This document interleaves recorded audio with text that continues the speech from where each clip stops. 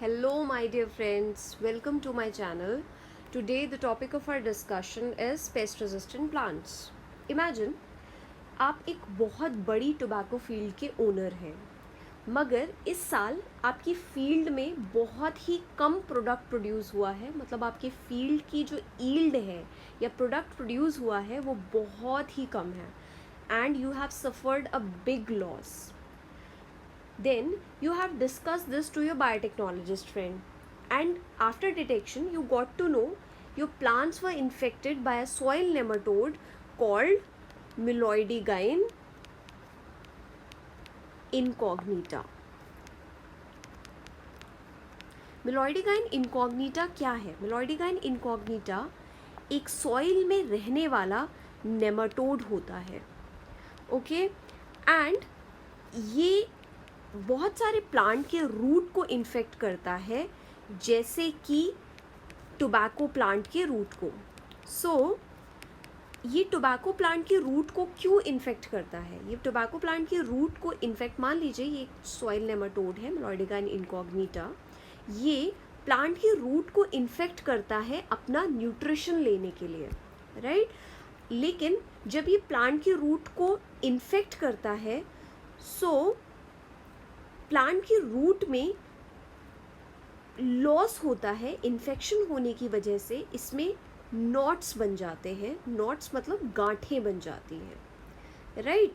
And ये plant जो है वो सफ़र करता है एक डिजीज़ से जिसे हम बोलते हैं रूट नॉट डिजीज़.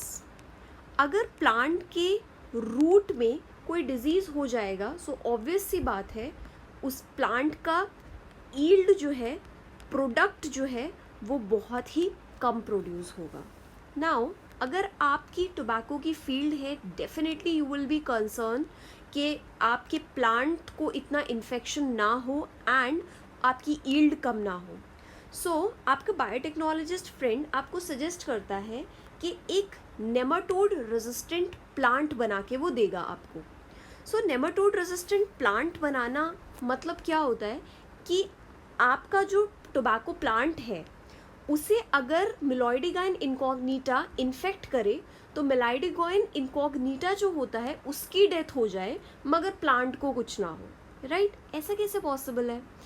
ऐसा पॉसिबल करने के लिए इसका सोल्यूशन ये है कि मेलोइडिगाइन इनकॉग्निटा जो आपका नेमाटोड है, मान लीजिए फॉर एग्जांपल मैं इसे थोड़ा बड़ा करके बनाती हूँ. ये मान लीजिए आपका नेमाटोड है मेलोइडिगाइन इनकॉग्निटा. इसके अंदर आपको देखना पड़ेगा एक बहुत ही असेंशियल जीन. असेंशियल जीन मतलब बहुत ही इम्पॉर्टेंट जीन जो कि इसकी ग्रोथ के लिए बहुत ज़रूरी है, राइट?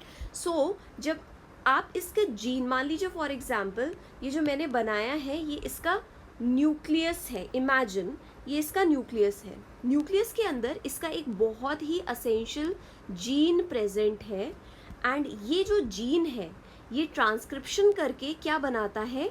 स्पेसिफिक बहुत ही इम्पॉर्टेंट mRNA बनाता है जो कि ट्रांसलेशन करके बहुत ही इम्पॉर्टेंट प्रोटीन बनाता है. Why am I calling it important?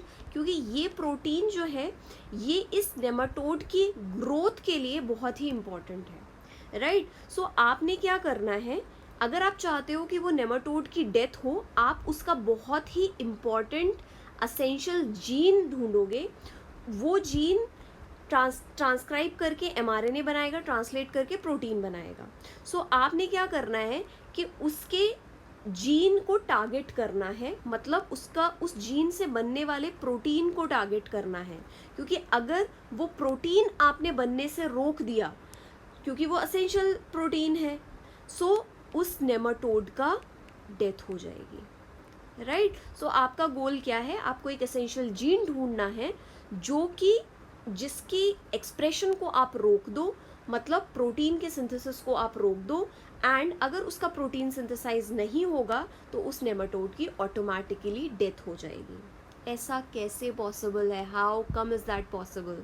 ऐसा पॉसिबल है क्योंकि साइंटिस्ट क्रेग मेलो और एंड्रयू फायर ने एक टेक्निक डिस्कवर की है दैट इज RNA इंटरफेरेंस या RNAi आप इसे कह सकते हो। RNAi डिस्कवर करने वाले साइंटिस्ट हैं क्रेग मेलो एंड एंड्रयू फायर। इन्होंने ये टेक्निक 1998 में डिस्कवर की थी एक नेमाटोड में ही, जिसका नाम होता है सिनोरेप्टाइटिस एलिगेंस, एंड इनको इस टेक्निक के लिए नोबेल प्राइज़ भी मिल चुका है, राइट। सो डेफिनेटली ये टेक्निक बहुत ही इम्पॉर्टेंट टेक्निक है। इस टेक्निक में क्या होता है, actually you will be surprise to know that RNAi एक नेचुरली अकरिंग मैकेनिज्म है जो कि दुनिया के हर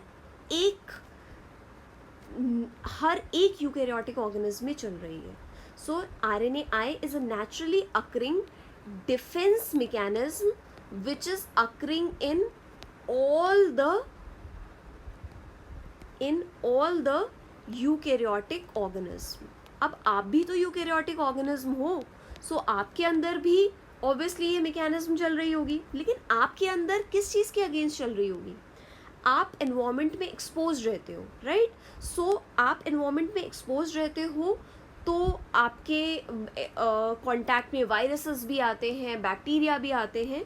सो आपकी बॉडी के अंदर ये किसके अगेंस्ट में चल रही है? ये कुछ वायरसेस के अगेंस्ट में चल रही है। अब ये जो वायरस है, कंडीशन ये है RNAi तभी इनिशिएट होगी जब इस वायरस का जीनोम कैसा होगा? RNA जीनोम होगा, ठीक है। ना कि सिर्फ कुछ वायरस, बल्कि ये कुछ मोबाइल जेनेटिक एलिमेंट्स जिन्हें हम ट्रांसपोजॉन्स कहते हैं, उनके अगेंस्ट भी इनिशिएट करती है हमारी बॉडी। मोबाइल जेनेटिक एलिमेंट्स मतलब ऐसे जीन्स जो कि आपकी बॉडी में क्या हो सकते हैं? जंप कर सकते हैं, जंपिंग जीन्स, मूव कर सकते हैं, मोबाइल होते हैं, राइट। सो मोबाइल जेनेटिक एलिमेंट्स, मगर मैंने क्या बोला था? कंडीशन ये है कि RNAi तभी इनिशिएट होगी जब क्या होगा? जीनोम या तो RNA होगा, या अगर ट्रांसपोजॉन हो रहा है तो उसमें RNA इंटरमीडिएट होना चाहिए। कंडीशन ये है, ठीक है। So having RNA intermediate, okay। so अभी हमने क्या सीखा? RNAi is a naturally occurring defense mechanism in all the eukaryotic organism against viruses having RNA genome या फिर मोबाइल जेनेटिक एलिमेंट्स जिन्हें हम ट्रांसपोजॉन कहते हैं, मगर उनका RNA इंटरमीडिएट होना चाहिए। जनरली इनके अगेंस्ट RNAi चल रही है। RNAi में होता क्या है?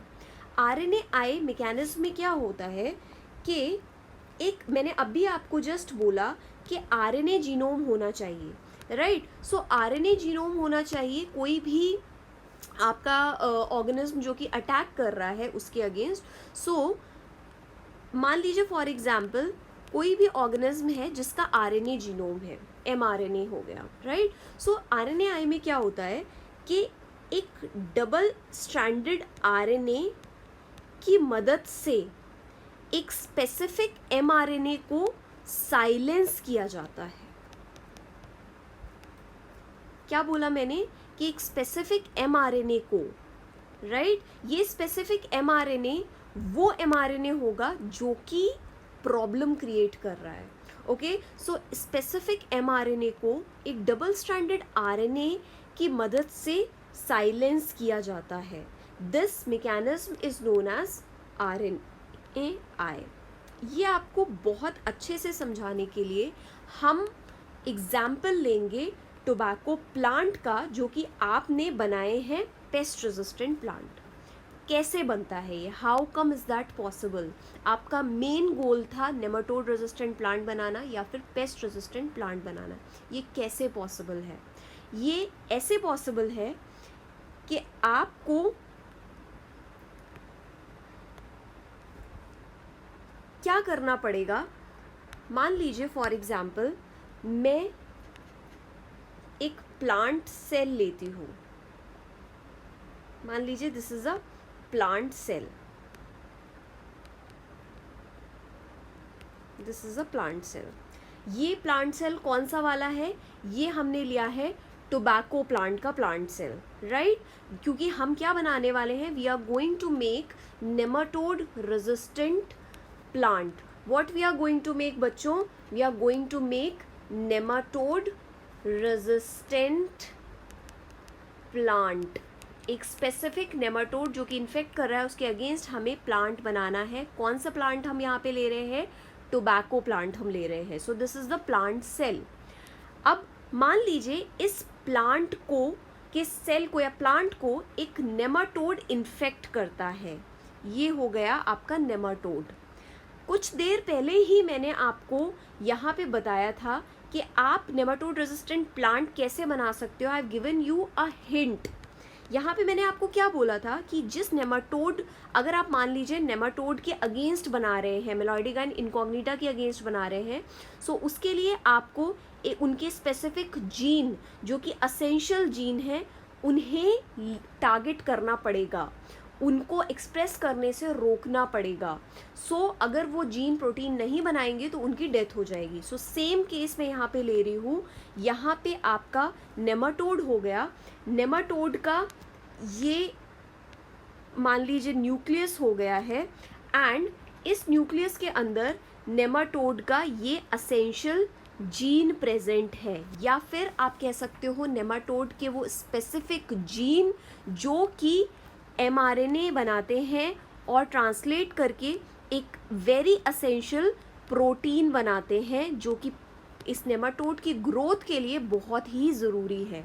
अब आपने क्या करना है? इस प्रोटीन को बनने से रोकना है एंड इस प्रोटीन को अगर आपने बनने से रोक दिया तो ये नेमाटोड की डेथ ऑटोमेटिकली हो जाने वाली है, राइट? सो ऐसा आप कैसे करोगे?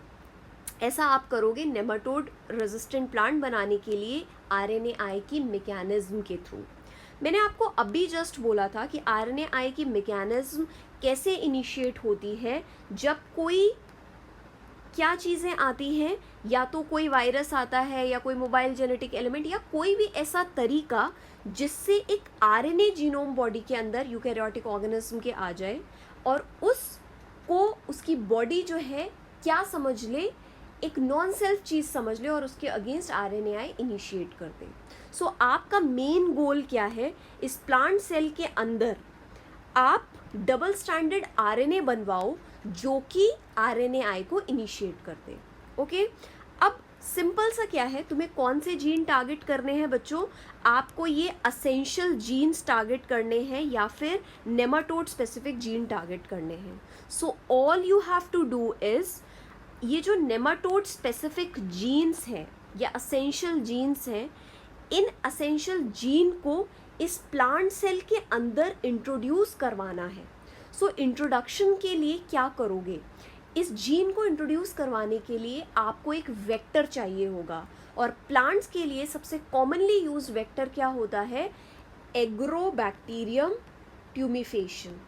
एग्रोबैक्टीरियम ट्यूमिफेशन अगर मैं नेचुरली बात करूं सो इसके अंदर एक प्लाज्मिड होता है जिसे हम TI प्लाज्मिड कहते हैं, उसको मॉडिफाई करा जाता है और उसमें एक जीन ऑफ इंटरेस्ट लगाया जाता है और उससे आप अगर किसी प्लांट को, डाइकॉट प्लांट स्पेशली, इन्फेक्ट करते हो सो वो प्लांट के अंदर वो जीन ऑफ इंटरेस्ट ट्रांसफ़र कर देता है. अब हम देखते हैं NCERT ने क्या कहा है. आपको क्या करना है? See what all you have to do is, आपको क्या करना पड़ेगा कि इंट्रोडक्शन करना है इन नेमाटोड स्पेसिफिक जीन का. किसकी मदद से? Agrobacterium. So first thing what you have to do is using Agrobacterium tumefaciens. क्या हमने इंट्रोड्यूस किया है? Nematode specific genes were introduced, right? So first point है आपने एग्रोबैक्टीरियम ट्यूमिफेशंस की मदद से ये स्पेसिफिक नेमाटोड स्पेसिफिक जीन, मतलब ये असेंशियल जीन को इस प्लांट सेल के अंदर इंट्रोड्यूस किया है। नाउ सेकेंड कंडीशन या आपका सेकेंड वर्क क्या है कि इंट्रोडक्शन इतना स्पेशल है कि इसमें सेंस स्ट्रैंड भी कोड करे और एंटी सेंस स्ट्रैंड भी कोड करे। नॉर्मली सिर्फ टेम्पलेट स्ट्रैंड कोड करता है, मगर यहाँ पे इंट्रोडक्शन बहुत ही स्पेशल है। Introduction is in such a way that it's मतलब किसकी हम बात कर रहे हैं, डीएनए की, जो आपने इंट्रोड्यूस किया है, right, nematode specific gene, its sense strand and antisense strand both code for mRNA। अब क्योंकि सेंस स्ट्रैंड भी कोड करेगा, एंटी सेंस भी कोड करेगा mRNA के लिए, तो दोनों कॉम्प्लीमेंट्री बनेंगे, which being complementary to each other forms double stranded RNA. क्योंकि वो दोनों आपस में एक दूसरे के कॉम्प्लीमेंट्री हैं, वो दोनों कंबाइन करके डबल स्ट्रैंडेड आरएनए बना लेंगे। सो मैंने आपको यहाँ पे क्या बोला है, 2 पॉइंट हैं आपके पास। पहली चीज़, आपको इंट्रोडक्शन इस तरीके से करना है बच्चों, एग्रोबैक्टीरियम की मदद से। पहले तो आपको नेमाटोड स्पेसिफिक जीन को इंट्रोड्यूस करना है, राइट, ये वाले जीन को इंट्रोड्यूस करना है इस प्लांट सेल के अंदर। दूसरा, इसका इंट्रोडक्शन इस तरीके से होना चाहिए कि इसका सेंस स्ट्रैंड भी कोड करे और एंटी सेंस स्ट्रैंड भी कोड करे फॉर द mRNA। एंड क्योंकि ये दोनों आपस में कॉम्प्लीमेंट्री हैं, so they will form a double stranded RNA।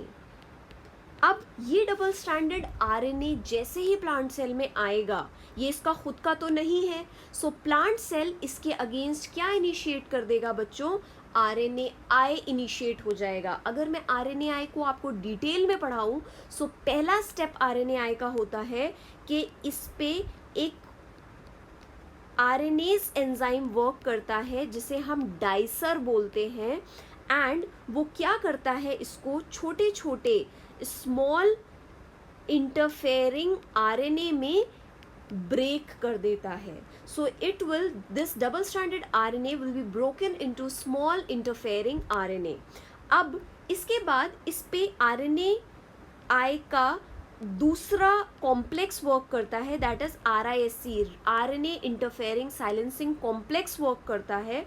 और इस कॉम्प्लेक्स में काफ़ी सारे प्रोटीन रहते हैं, इनमें से कुछ प्रोटीन इस पे बाइंड करेंगे और इसको अनवाइंड कर देंगे, एंड ये किस में कन्वर्ट हो जाएगा, single stranded small interfering RNA, right. So it will be converted into single stranded small interfering RNA। अब नेमाटोड जब इस प्लांट को पे फीड करेगा, सो इस प्लांट सेल को जब इनटेक करेगा, सो ये जो single stranded small interfering RNA है, ये भी इसकी बॉडी के अंदर इंट्रोड्यूस होंगे, राइट। इसकी बॉडी के अंदर इंट्रोड्यूस जब होंगे, इनकॉर्पोरेट जब होंगे विदाउट डाइजेशन नहीं होगा इनका, ये इसकी बॉडी में जब इनकॉर्पोरेट होंगे, आपको याद होगा ये सिंगल स्ट्रैंडेड RNA जो है ये किससे बने हैं, इन नेमाटोड स्पेसिफिक जीन से बने हैं। नेमाटोड स्पेसिफिक जीन मतलब इनका जो इधर नेमाटोड का टारगेट करके बने हैं, इनसे बने हैं। सो ऑब्वियसली ये सिंगल स्ट्रैंडेड RNA जो होंगे ये इस mRNA के कॉम्प्लीमेंट्री होंगे। सो जहाँ जहाँ इसको कॉम्प्लीमेंटैरिटी मिलेगी, इट विल बाइंड एंड रिस कॉम्प्लेक्स का दूसरा प्रोटीन इस पे वर्क करके इसको क्लीव कर देगा, छोटे छोटे हिस्सों में तोड़ देगा। एंड mRNA अगर टूट गया, कट गया पीसेस में, सो ऑब्वियस सी बात है उसका ट्रांसलेशन नहीं होगा और प्रोटीन नहीं बनेगा। और अगर ये एसेंशियल प्रोटीन नहीं बनेगा, सो इस नेमाटोड की क्या हो जाएगी, डेथ हो जाएगी। सो इस मैकेनिज्म में हमने क्या सीखा कि नेमाटोड अगर इस प्लांट सेल पे फीड करेगा तो नेमाटोड की डेथ हो जाएगी, लेकिन उस प्लांट सेल को कुछ भी नहीं होगा। All you have to do is these 2 points you have to remember which are given in NCERT very clear, that is आपको एग्रोबैक्टीरियम की मदद से नेमाटोड स्पेसिफिक जीन इंट्रोड्यूस करने हैं प्लांट सेल के अंदर, ठीक है, इन प्लांट, राइट। देन दूसरा इंट्रोडक्शन इस तरीके से होना चाहिए कि उसका सेंस स्ट्रैंड भी कोड करे और एंटी सेंस स्ट्रैंड भी कोड करे mRNA के लिए, एंड क्योंकि ये दोनों कॉम्प्लीमेंट्री है, ये डबल स्ट्रैंडेड RNA बना देंगे। एंड डबल स्ट्रैंडेड RNA जैसे ही प्लांट सेल के अंदर आएगा, RNA इंटरफेरेंस जो है वो इनिशिएट हो जाएगी। सो RNA इंटरफेरेंस इसके बाद इनिशिएट हो चुकी है, right. So this is how nematode resistant plants are made. So this is how it works. Now all you have to do is, after this class you have to read your NCERT line by line, and you will be able to understand each and every line of NCERT. Thank you so much.